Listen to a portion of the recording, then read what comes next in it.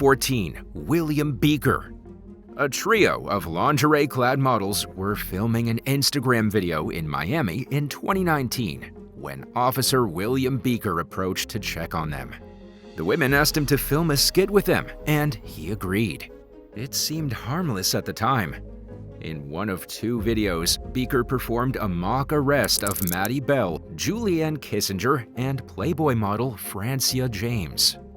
The second video showed the women surrounding Beaker on his ATV and identifying him by name.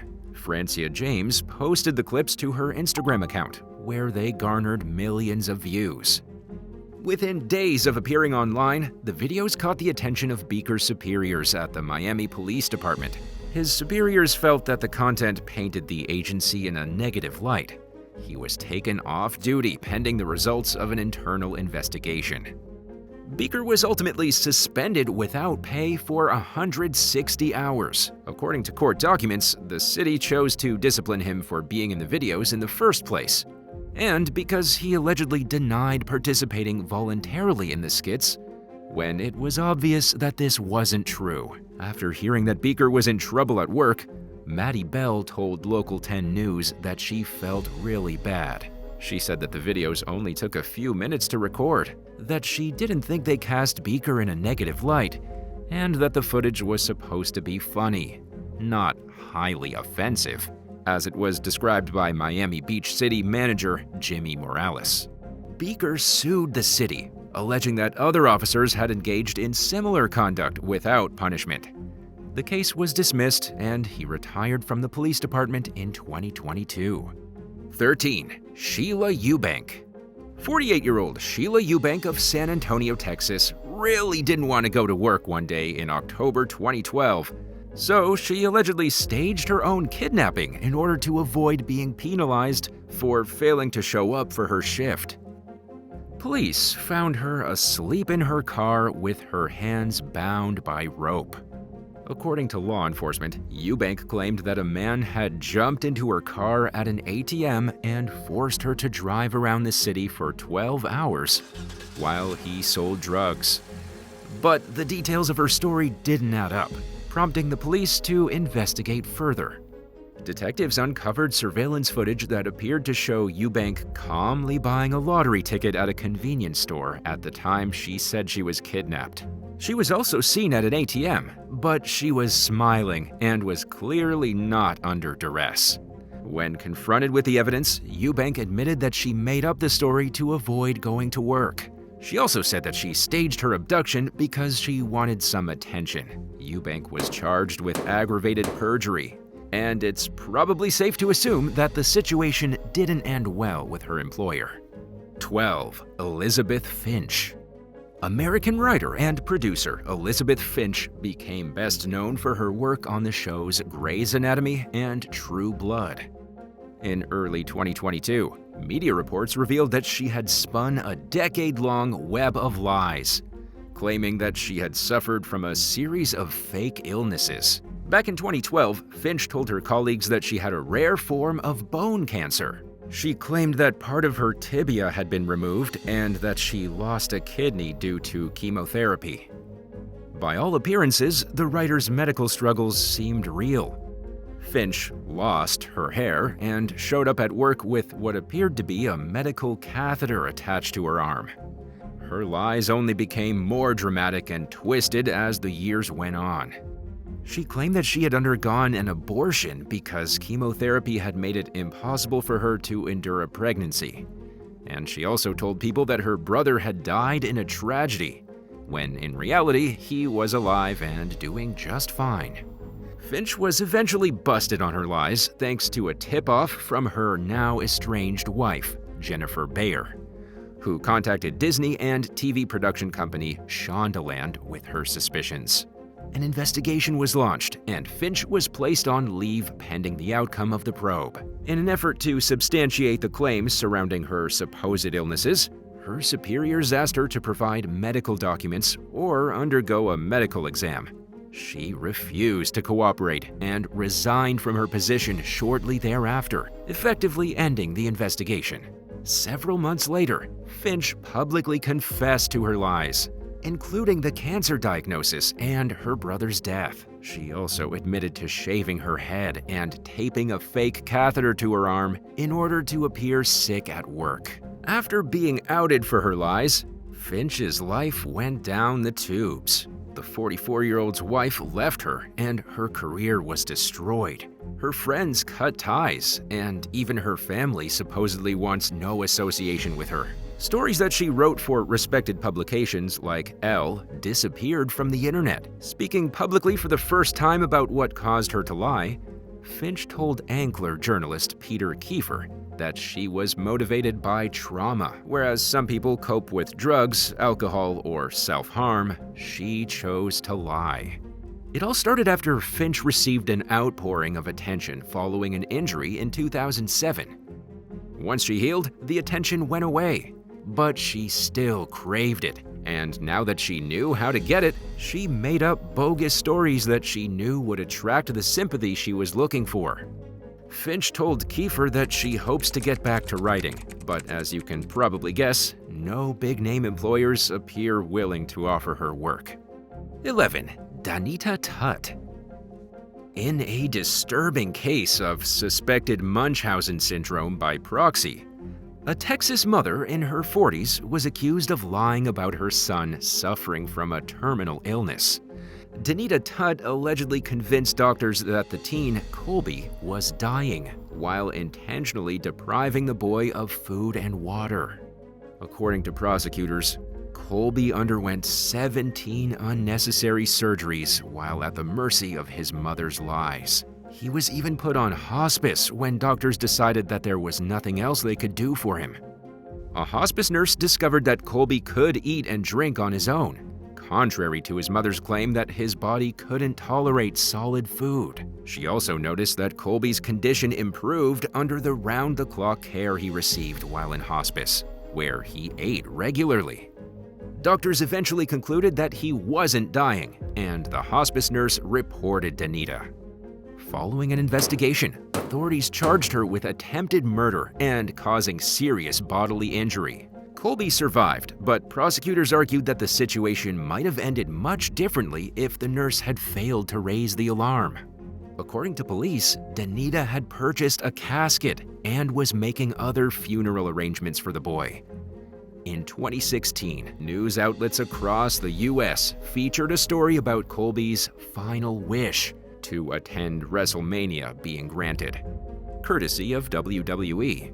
In addition to the obvious discomfort and pain that came with undergoing major medical procedures that he didn't need, prosecutors claimed that Colby nearly died from a life-threatening blood infection caused by the needless implantation of a medical device.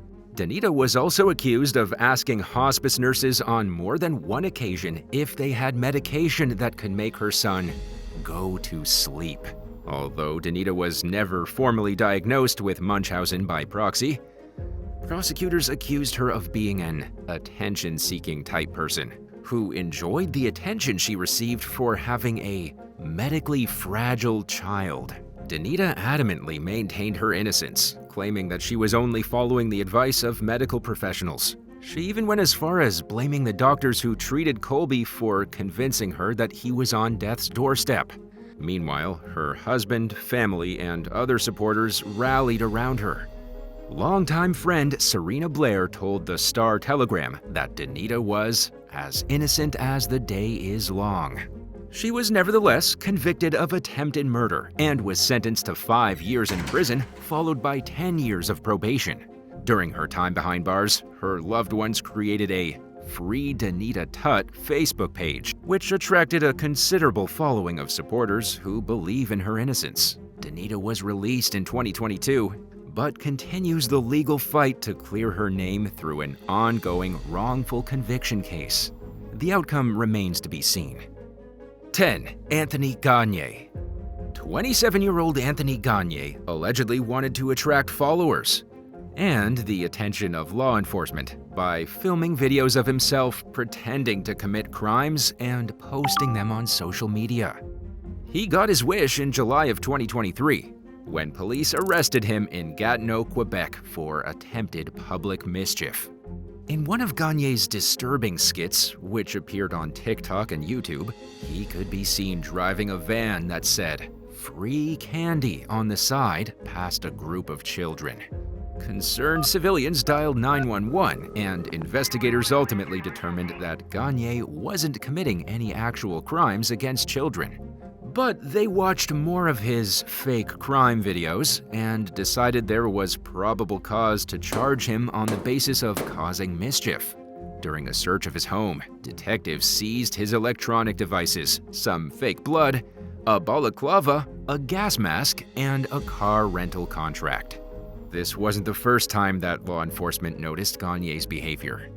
In 2020, he began posting a viral series of TikTok videos called "Trying to Get the FBI at My Door," which helped him amass a following of around 500,000 fans.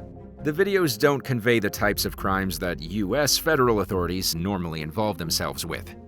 For example, in one clip, Gagne taped a cardboard cutout in the shape of a human head to his basement window in an attempt to make his neighbors think he was spying on them. But the videos were concerning enough for the Royal Canadian Mounted Police to caution him against continuing to make fake crime content. The warning apparently went unheeded, landing Gagne in court for allegedly trying to incite police to investigate him under false pretenses. He was released under strict conditions following his first court appearance, including a ban from posting on social media. 9. Hiroko Hatagami.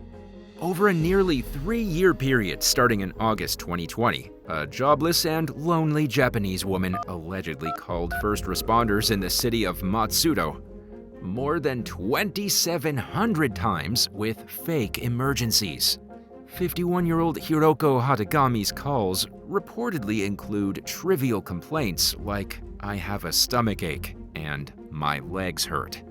According to law enforcement, Hatagami turned away ambulances and medical treatment when paramedics showed up at her home, often claiming that she never placed an emergency call. When it became apparent that the woman was misusing the city's emergency resources, authorities warned her to stop. But the calls continued until a formal complaint was filed against Hatagami, resulting in her arrest in 2023 for obstructing the local fire department's operations. She reportedly told detectives that she placed the calls because she was lonely and wanted someone to listen and pay attention to her. This isn't the first time someone was arrested in Japan for barraging emergency phone lines with non-emergency calls. In 2013, a 44-year-old woman was accused of calling emergency responders in the city of Sakai more than 15,000 times over a 6-month period. Police arrested her after making nearly 60 visits to her home. These cases may reflect a larger problem in Japan, where an estimated 1.5 million people suffer from loneliness. There's even a term for people who have severely withdrawn from social life: hikikomori. And while these shut-ins are typically young adults, the phenomenon affects older people as well. The number of Japanese civilians who cut themselves off from society only increased during the COVID-19 pandemic, prompting the country's officials to take a closer look at the problem. In 2021, the government appointed Tetsushi Sakamoto as the Minister of Loneliness, in hopes that some progress can be made in reducing the troubling trend. 8. Emily Durr. Over an 11-year period starting in the early 2000s, Royal Canadian Mounted Police Officer John J.S. Durr of Saskatchewan gained a considerable social media following, where he shared his life with the long-distance friends he had made online. He had 10 children with his wife, Dana, who worked as a trauma surgeon, including a little boy with cancer nicknamed Warrior Eli. During Eli's fight to beat cancer, John sent wristbands and care packages to hundreds of his supporters. Sadly, Eli eventually lost his battle with cancer. Then, in 2012, Dana was in a catastrophic car accident on Mother's Day. She was pregnant with her and John's 11th child and clung to life long enough to give birth. After Dana's passing, John received a massive outpouring of sympathy from thousands of people who had latched onto the family's harrowing story. In addition to the tragedies that John Doerr experienced as a grown man with a family, he also had a backstory which included a murdered twin brother. Just weeks after Dana's death, an amateur investigator named Taryn Wright dropped a bombshell. John Doerr, Dana Doerr, and their 11 kids never existed. They were fictional characters created by a 22-year-old medical student from Ohio named Emily Doerr, who spent more than a decade fabricating the bogus story. Wright became suspicious of the Doerr family's authenticity when she couldn't find any news coverage of Dana's tragic death. The Chicago-based blogger and her friends took a closer look at John Doerr's social media profiles and were quick to notice that there were no group pictures of the family. They also investigated profiles that supposedly belonged to the Doerr's closest friends, which appeared suspiciously similar to one another. Wright began sharing her suspicions in her own blog and was met with an overwhelming response from people who only seemed to confirm that the John Doerr profile was a ruse. Emily Doerr had used photos of strangers and children who had no relations to one another, and followers had noticed things over the years that didn't completely add up. One woman who wanted to send Eli a blanket was told by John Doerr that he couldn't share the family's address due to privacy concerns relating to his job. He told the woman to mail the blanket to an address in Ohio, which is where the Warrior Eli bracelets were postmarked from. After Wright began to expose the hoax, the John Doerr account and 70 profiles supposedly belonging to members of his social circle were all swiftly deactivated. The woman who sent Eli a blanket received it back in the mail along with an apology letter signed Emily and money to cover the shipping. Emily seemed motivated primarily by a desire for attention. There's little evidence to suggest that she benefited financially from faking the existence of an entire family with 2 members who died tragically. According to the Globe and Mail, Emily dropped out of medical school right before news of the hoax went viral. She was never charged with any crimes, and her current whereabouts and activities are unknown. 7. Adam Hoover. Adam Hoover began working for Marriage Equality Ohio in 2011 and went on to become a well-known gay rights, marriage equality, and transgender rights activist. He made a lot of meaningful contributions to the causes that he advocated for. Hoover helped to raise awareness and donations, and encouraged others to demand much-needed changes by planning events and speaking out. Late one night in early 2015, a mysterious post appeared on Hoover's Facebook page, stating, "Please help me. They're going to kill my family." Hoover claimed that he had been abducted and locked in the trunk of his car, and that he was reaching out for help on Facebook because he didn't want his kidnappers to hear him talking on the phone. Concerned followers alerted the police, and a search was launched for the 20-year-old. Officers found Hoover's car abandoned along a county road in Miami Township, and Hamilton County deputies spotted him coming out of a nearby home unarmed. After determining that Hoover had not been kidnapped, authorities charged him with a misdemeanor count of making a false alarm. When news of Hoover's arrest broke, the tone of the comments on his social media posts went from sympathetic to angry. His mother pleaded with people to stop tagging him in mean posts while the family was still in the process of sorting out what had actually happened. Hoover eventually pleaded guilty to the charge and was sentenced to mandatory counseling and volunteer work. According to a lawsuit he filed against Chipotle Mexican Grill, he staged his kidnapping during a time of severe mental duress. Unfortunately, the incident caused further detriment to his life, including the loss of his job at Chipotle less than a month after the phony abduction. 6. Gavin McInnes. In 2016, Vice Media co-founder Gavin McInnes founded the Proud Boys, which has been described as an exclusively male, far-right, neo-fascist militant organization that promotes and engages in political violence. Headquartered in the United States, the group allegedly believes that Western culture and men are under attack by left-leaning politics. Its members are known for latching onto conspiracy theories, including the belief that there's a large-scale plot to make white people go extinct. McInnes first began attracting attention for his increasingly right-leaning views in 2008. By the end of 2018, he had been banned from multiple social media platforms and fired from several jobs, including a partnership with Blaze TV that lasted for less than a week. He claimed to be a victim of lies and propaganda, telling the Huffington Post that someone very powerful had succeeded in an effort to take away his voice. This was not the case, according to Facebook, Twitter, and Instagram, who claimed to ban McInnes based on their policies regarding hate speech and promoting violent extremist groups. Amid the seemingly endless controversies his behavior seemed to attract, McInnes publicly stepped down as the Proud Boys leader, but allegedly remained affiliated with the group.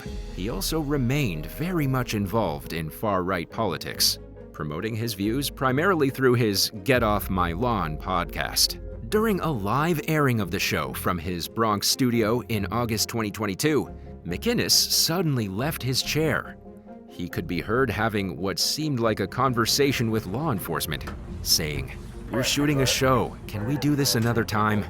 McInnes also requested a lawyer and walked off set. He failed to return as the video continued to record for an hour, leading to speculation that he had been arrested.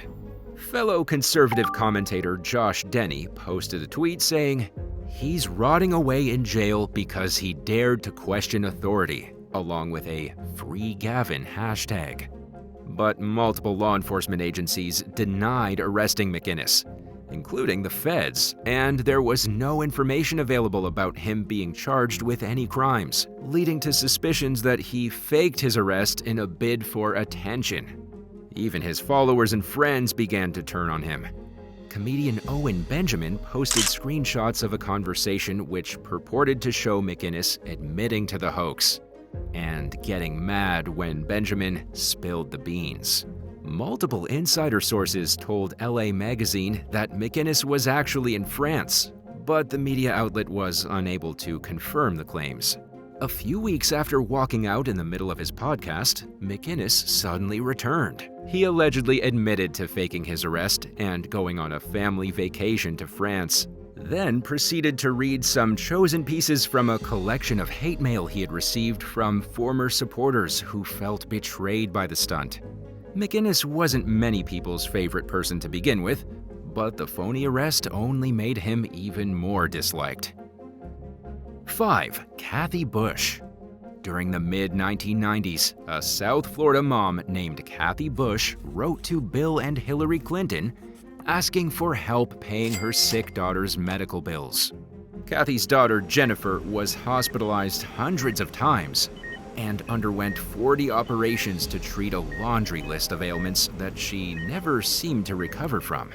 Her gallbladder, appendix, and part of her intestines had been removed, and she had multiple tubes implanted in her body. But Jennifer wasn't sick, despite Kathy's plea to the White House asking if the first family understood what it was like to have to choose between groceries and medical care. And when donations began flooding in for the Bushes to cover Jennifer's medical bills, they instead splurged on vacations, a motorcycle, and a Ford Mustang. With Americans under the impression that the cost of Jennifer's treatment had made the family destitute, she became a poster child for healthcare reform in the United States. But it didn't stay this way for long.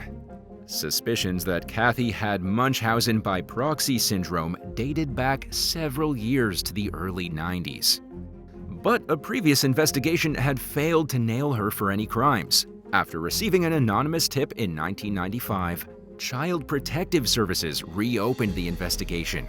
Their findings only solidified their belief that Kathy was purposely making her daughter sick. Investigators spoke with dozens of doctors and healthcare employees who said that Jennifer's condition always seemed to worsen after Kathy visited her in the hospital. One nurse even claimed to have seen Kathy squirting something into Jennifer's mouth with a syringe after the girl had cried and pleaded with her not to do it. Jennifer also suffered numerous infections that were reportedly consistent with having her feeding tube and catheter tampered with. The girl's condition improved dramatically after she was removed from her mother's care, which only furthered law enforcement's suspicions of foul play. In 1999, Kathy was convicted of fraud and aggravated child abuse. She served 3 years in prison. In the meantime, Jennifer was placed in foster care, discussing the case publicly for the first time as an adult in 2015. She told the South Florida Sun-Sentinel that her mother never abused her. At the time, Jennifer was 27 years old, a social worker, and happily married. She had also reunited with her family. In fact, Jennifer said she was traumatized by the 10 years she spent in foster care. While she didn't go into detail about why she thinks her mom is innocent, she made it clear that her mind was made up. 4. Madison Russo. 19-year-old Madison "Maddie" Russo of Bettendorf, Iowa, initially had a lot of people fooled when she claimed she had been diagnosed with pancreatic cancer. She was happy to share the dramatic details, including that she supposedly had a football-sized tumor wrapped around her spine, and that she had an 11% chance of surviving the disease. And sympathetic strangers were quick to contribute to her crowdfunding campaign, which garnered over $37,000 in donations. But Russo didn't fake cancer for money, or so she claimed when she finally admitted to her lies. She did it so her dysfunctional loved ones would focus on her more, with one goal in mind: for the fragmented family to get back together. Russo first fell under suspicion as a possible faker when her so-called journey went viral on social media. Medical professionals noticed inconsistencies in her story, including terrible, life-threatening inaccuracies of her medical equipment placement on her body. Anonymous tipsters contacted law enforcement, and an investigation concluded that the young woman was, in fact, lying about having cancer. In early 2023, Russo was charged with felony first-degree theft. She pleaded guilty to the crime and received a 10-year suspended prison sentence. The judge also ordered her to pay $39,000 in restitution and fined her nearly $1,400. Under the terms of Russo's sentence, she will avoid serving any prison time as long as she completes 3 years of probation without any further legal trouble. The defense urged for the removal of Russo's conviction if she successfully completes probation, but the judge rejected the proposal, noting that people who deal with Maddie in the future deserve to know that she was engaged in a criminal scheme. He also noted that serious crimes have serious consequences. 3. Janet Cook. When the Washington Post featured a front-page story about a heroin-addicted African-American boy in Washington, D.C. named Jimmy in 1980, nobody initially had any reason not to believe it. Authored by journalist Janet Cook, the heartbreaking piece pulled at the heartstrings of many, including Washington, D.C. Mayor Marion Barry, who established a dedicated task force to find the boy and get him the medical treatment he so desperately needed. But Jimmy proved to be nothing more than a hand-spun creation of Cook's imagination, leaving those who had latched onto the story feeling betrayed beyond words. The first clue that Jimmy didn't exist came when the mayor's task force failed to turn up any sign of him despite searching extensively. Barry admitted that there were doubts about the truthfulness of Cook's story, especially the part where she claimed that she witnessed Jimmy shooting himself up with drugs firsthand, something that Barry thought the adults in Jimmy's life would never allow a reporter to see, even if the story were true. Staff members at the Post would later reveal that they were unable to find any evidence that Cook had actually interviewed a heroin-addicted child named Jimmy. Despite growing doubts, the Post defended Cook's story and submitted it for the Pulitzer Prize, which it received in 1981. Shortly after the award was granted, investigative journalists began discovering discrepancies in Cook's educational and work background. One of Cook's resumes claimed that she was fluent in Spanish and French, while another listed Portuguese and Italian. It would eventually be discovered that Cook spoke a little French, but was not fluent in any of these languages. When confronted with the growing list of details that simply weren't adding up about her credentials and her story about Jimmy, Cook initially stood by her work. But she eventually admitted to fabricating the story and issued a public apology. She resigned from the Post, and the Pulitzer Prize was given to another journalist. Cook clearly lied to advance her career. And along with it came the recognition she was showered with as an up-and-coming writer. During an appearance on The Phil Donahue Show in 1982, she blamed the high-pressure work environment at the Post for her decision to lie. She also explained that her sources had hinted at the existence of a boy similar to Jimmy, and that she essentially filled in the holes to complete the narrative. Following the scandal, Cook married a diplomat and lived overseas throughout their 10-year marriage. The couple eventually divorced, and Cook claimed her husband had left her broke and struggling to support herself on entry-level service job wages. But she also had herself to blame for telling lies that destroyed her integrity and pushed her out of the journalism world for good. 2. Tarek Menturi. In 2020, Tennessee state authorities revoked Tarek Menturi's massage therapist license due to mounting allegations of inappropriate conduct during sessions with clients and interviews with job applicants. At least 19 women eventually came forward, and Menturi was eventually indicted on 21 criminal charges in connection with 9 victims. In 2021, he was arrested for allegedly continuing to provide massage services out of his home. While out on bond amid the pending case, Menturi received permission from the judge to relocate to Duluth, Georgia to care for his elderly mother. In 2022, investigative journalists with the Atlanta-based news station 11 Alive accused him of pulling a bizarre stunt to try getting himself featured on TV under an alias. Using the name Isaac Men, Menturi allegedly contacted the station claiming he could share tips on how to make money by sending demand letters to robocallers. Investigative journalist Brandon Keefe had recently focused on holding robocallers accountable, so the offer piqued his interest. He asked the tipster for some proof of his claims, and Menturi sent photos of himself holding checks he claimed to have received as the result of his demand letters. Unaware of Menturi's real identity, Keefe visited his apartment. The investigator later wrote that Menturi answered the door in a suit and Homer Simpson slippers. Keefe left the interview with an uneasy feeling. Something seemed off about the man's behavior. So he reviewed the photos he had received of Menturi holding the checks. He noticed that the payee's name had been blurred out in the photos and couldn't find any records of a person named Isaac Men actually existing. Remembering that the man had claimed to own his apartment, Keefe looked up the owner's name through property records. A woman with the last name Menturi was listed on the deed, and a little more research revealed Isaac Men's real identity as a notorious, criminally accused former massage therapist from out of state. Keefe also discovered that Menturi had appeared on an episode of MTV's Catfish in 2015. And had appeared on Dr. Phil following his arrest in 2020. During the Dr. Phil interview, Menturi maintained his innocence while facing questions about his shady past. When questioned about some seemingly fake obituaries in his name that were found online, he denied creating them. Links to 2 of the obituaries disappeared from internet searches after the show was filmed. During a follow-up interview with Keefe, Menturi admitted to his real identity.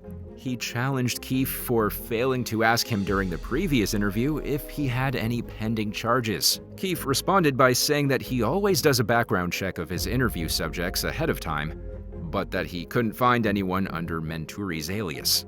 Menturi asked Keefe to limit the use of his name when running the story about his bizarre encounter, but Keefe said that the network was going to follow standard journalism practices. In 2022, Menturi pleaded guilty to 6 charges in exchange for the rest being dropped.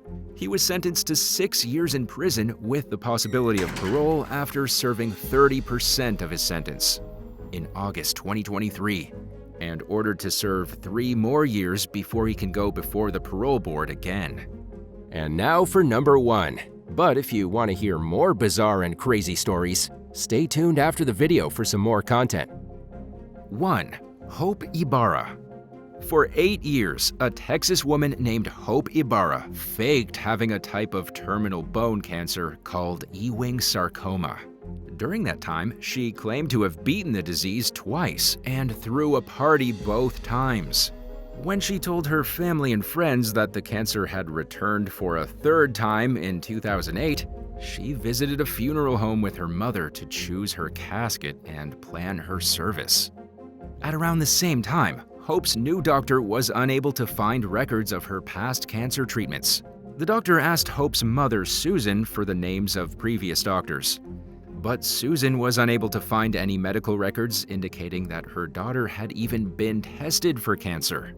Even after asking Hope's husband, Fabian, for their medical insurance information.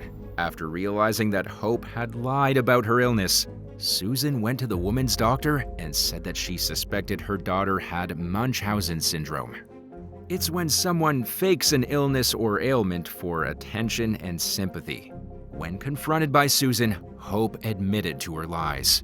By then, Hope and Fabian had 3 children, and their youngest daughter supposedly suffered from cystic fibrosis. But after discovering Hope's deception, her family had to wonder if this was true or if Hope had used the little girl as another mechanism for gaining attention, also known as Munchausen by proxy syndrome. The Ibarra's daughter was taken in for retesting to determine whether or not she really had the disease. Hope allegedly tried to interfere with the test, but was physically blocked from tampering with her daughter's medical equipment. After undergoing traumatic and needless medical procedures to treat the disease, it turned out that the little girl didn't have it. Authorities continued to investigate and discovered that Hope had infected her daughter with bacteria she obtained from a lab while working as a chemist. She also drew her daughter's blood to make her anemic and lied about the girl's medical history, resulting in at least 1 unnecessary treatment for anemia. The child went into anaphylactic shock, but thankfully survived. Prosecutors eventually brought charges against Hope, who pleaded guilty to child abuse and was sentenced to 10 years in prison. She was one of the few people with Munchausen's or Munchausen by proxy to actually admit to their disorder, but she also allegedly claimed not to fully remember the abuse she inflicted, indicating that she was unwilling to take full responsibility for her actions. She also continued to have a lying problem. During an interview with the Fort Worth Star-Telegram in 2017, Hope claimed to be deaf, but showed signs of being able to hear. She also admitted to being a liar and lying during the interview, saying, "You shouldn't believe anything I'm saying." Hope and Fabian ended up divorcing after her crimes were discovered, and Fabian was granted custody of the children. Hope was released from prison in 2019, and her current whereabouts and activities are unknown. 10. Killer Hug. Christina Grimmie was killed in 2016 by a man named Kevin Loibel. Christina was an American singer and star on YouTube. She started with covers in 2009, released her first EP in 2011, and became a contestant on season 6 of The Voice. She was a rising star. She even got herself an acting role and appeared in her very first movie. But tragically, she was shot to death at an autograph signing at the Plaza Live in Orlando, California. Kevin Loibel showed up at her autograph signing equipped with 2 handguns and 2 extra magazines, and also a large hunting knife. Because there were no metal detectors at the venue, he was able to walk straight up to the performer, strapped like Rambo, and shoot her once in the head and twice in the chest. To make the whole thing even more disturbing, Kevin did this as Christina opened her arms to give him a hug. She thought he was an ordinary fan and was trying to show her appreciation. That was when he pulled out his weapon and committed murder. As it turned out, Kevin was extremely obsessed with the singer. His colleagues described him as socially awkward and detached, and said his weird obsession with Christina Grimmie was far from healthy. He wasn't normal. He frequently said things that struck his co-workers as weird and sad, but he never gave any indication that he was plotting a murder. It just seemed to have exploded inside him, all because of his obsession with a famous person he didn't even know. 9. Attack on Seth Rollins. During a live broadcast of WWE Raw from the Barclays Center back in November of 2021, a fan attacked superstar Seth Rollins. And all because he'd been catfished and scammed by an online social media account pretending to be the wrestler. In other words, the attacker believed Seth Rollins had trolled him on the internet, so he showed up to his match to get some action for himself. The fan has been identified as Eliza Spencer by the New York Police Department. He's a 24-year-old guy from Brooklyn with no criminal record before the incident with Seth Rollins. As for what actually happened at the show, it was a major ambush. Spencer attacked Rollins as he walked up the ramp to go into the backstage area after his match with Finn Balor. He didn't do much damage, and Rollins was right back on his feet after the attack, yelling, "Is that all you've got?" Before Spencer could do anything else, security members were pulling him away, flailing. But the weirdest part is really the whole thing with the fake social media account. Someone actually set up a fake Seth Rollins account as far back as 2019 to scam people out of hundreds of dollars. Apparently, the faker managed to get Spencer's girlfriend in trouble with the law because of some fake check. Spencer became so angry that he finally broke down and tried to attack the WWE superstar. 8. The execution of Andre Escobar. Andre Escobar was a famous Colombian soccer player who made a very dangerous mistake. At the 1994 World Cup, after Colombia had finished at the top of their group and beaten Argentina, he accidentally scored a goal for the opposing team.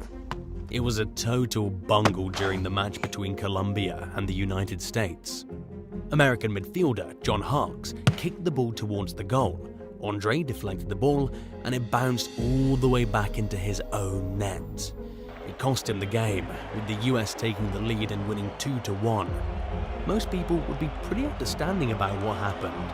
It's not like he deflected the ball on purpose to lose the 1994 FIFA World Cup. Sure, his fans and teammates were angry, but that's just part of the deal that comes with being a famous sports player. What Andre Escobar couldn't have possibly imagined was that he would be executed for losing the game and angering a local drug cartel.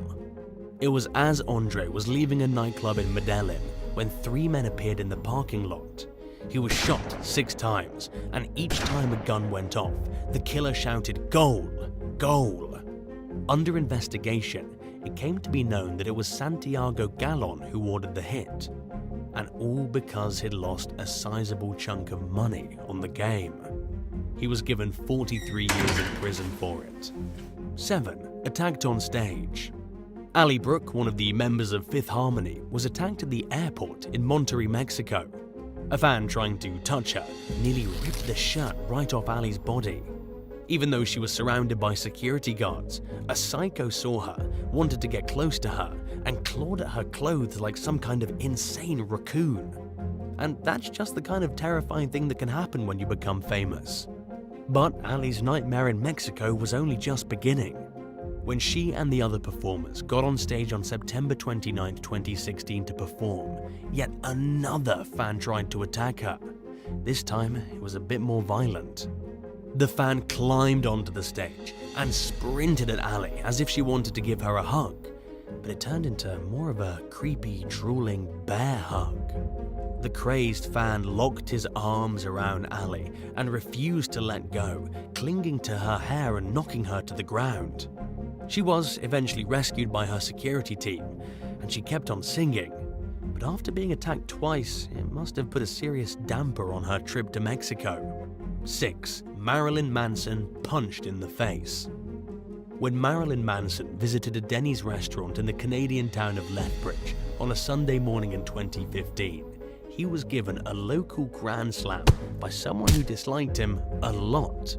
Canadian police confirmed that they were called to a disturbance at the Denny's early in the morning, and that the victim, Brian Warner, known to the public as Marilyn Manson, had sustained minor injuries. As Manson was sitting down eating a very late dinner, a couple of young women asked him for a photograph. He said yes, and that was when a man came out of nowhere and sucker punched him in the face.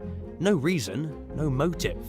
He just hated seeing the famous Manson being ogled by fans in the Denny's and thought it would be good to rearrange his face.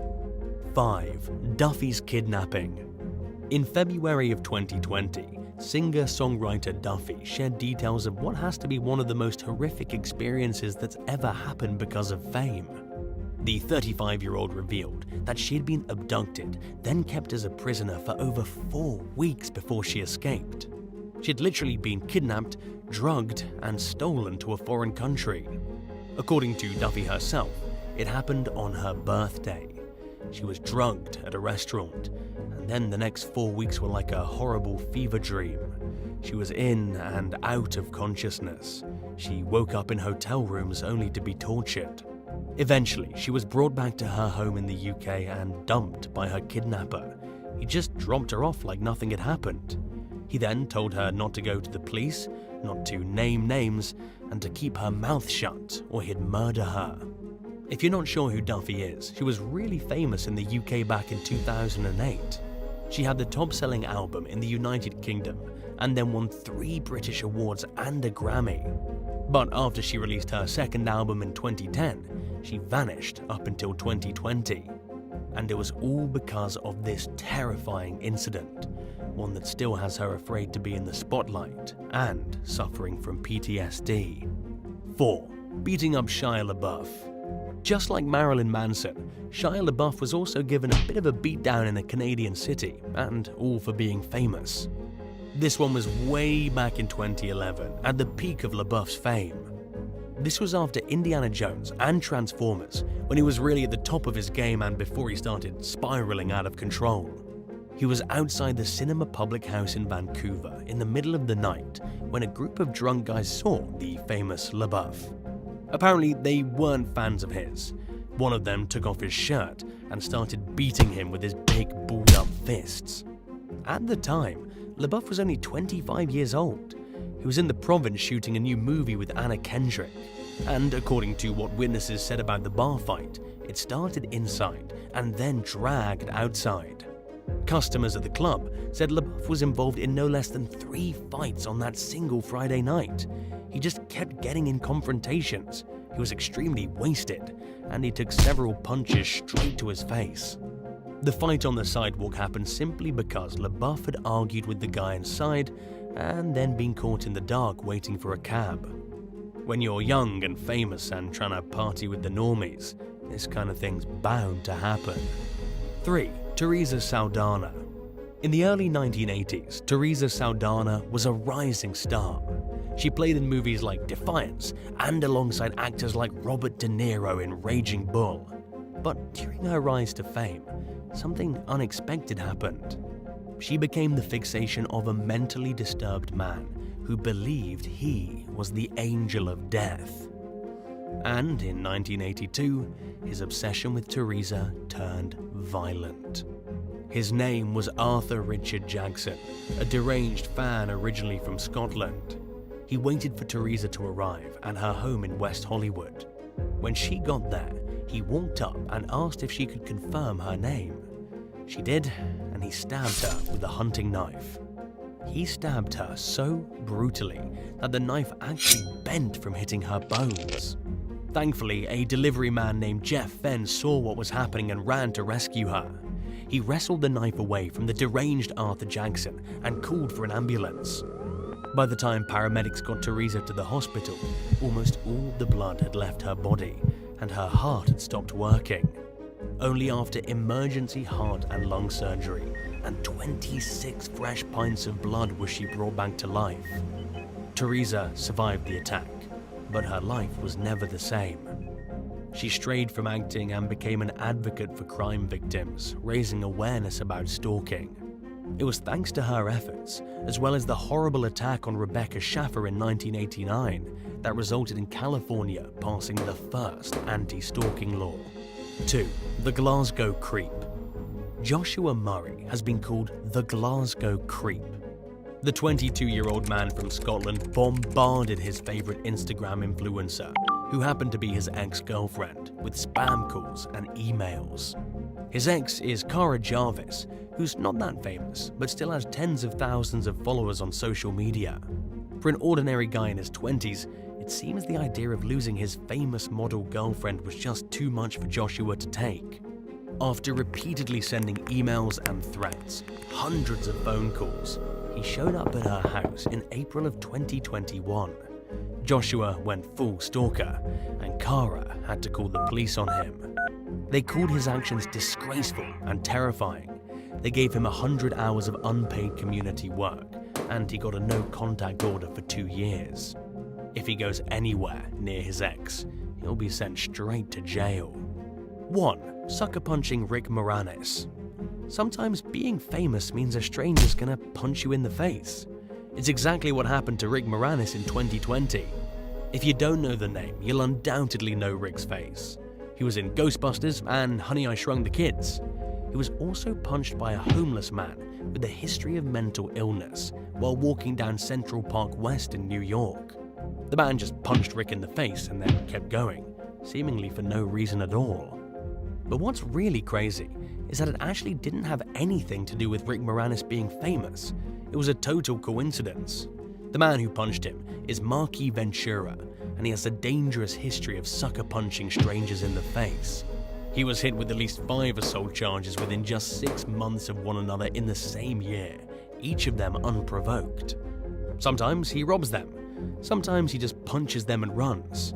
Rick Moranis just happened to be in the wrong place at the wrong time. Thanks for watching. What's the worst consequence you've suffered as the result of telling a lie? Let us know in the comments below, and remember to subscribe. See you next time. Bye.